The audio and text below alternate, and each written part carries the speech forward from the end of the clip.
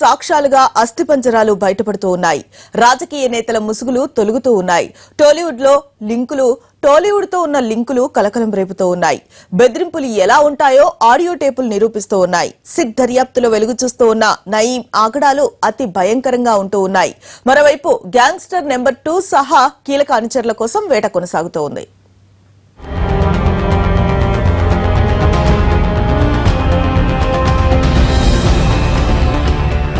నయీం అక్రమాల ఎపిసోడ్లో మరికొన్ని సంచలన విషయాలు బయటపడ్డాయి.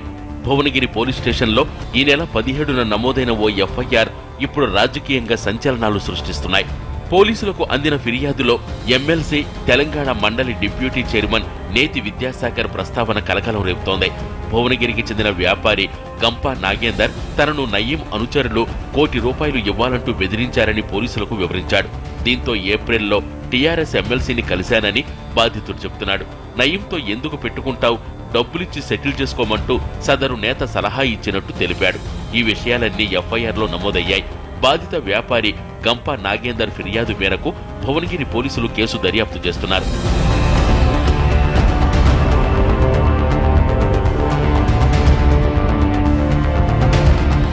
నయీం అతని గ్యాంగ్ నిర్వహించిన ఉరుసు గణేష్ ఉత్సవాల్లో విద్యాసాగర్ పాల్గొనేవారని తెలుస్తోంది. భువనగిరిలో నయీం తమ్ముడు అలీముద్దీన్ పేరు మీద గణేష్ మండలిని ఏర్పాటు చేసేవారు. ఉరుసు ఉత్సవాలు జరిగేవి. వీటికి విద్యాసాగర్ హాజరయ్యేవారని ప్రచారం జరుగుతోంది. అయితే గతేడాది నల్గొండలో తొలిసారిగా అలీముద్దీన్ గణేష్ మండలిని ఏర్పాటు చేశారు. ఇందులో నేతి విద్యాసాగర్ పాల్గొన్న దృశ్యాలు ఇప్పుడు బయటపడ్డాయి. ఇందులో ఆయన నయీం సోదరితో కలిసి కనిపించారు. గాదరి కిషోర్, పోలా రవీందర్ సహా స్థానిక నేతలు పాల్గొన్నారు. నయీంకు సంబంధించిన వారని తెలిసి కూడా నేతలు వేడుకలకు వచ్చారు.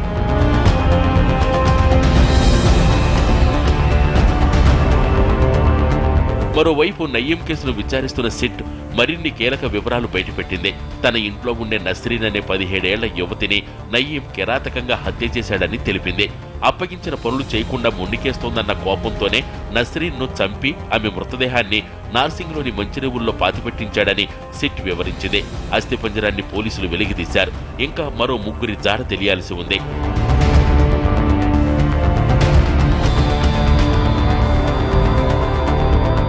అటు టాలీవుడ్ లోనూ నయీం లింకులు బయటపడుతున్నాయి.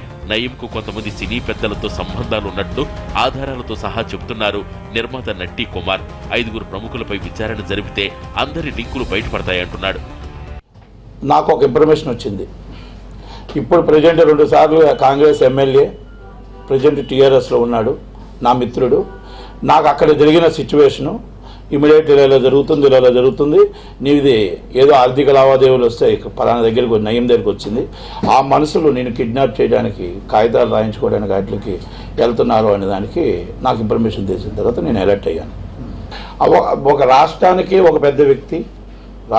పెద్ద వ్యక్తి, ఒక బిగ్గెస్ట్ ఒక వర్గానికి నేత కూర్చున్నాడు.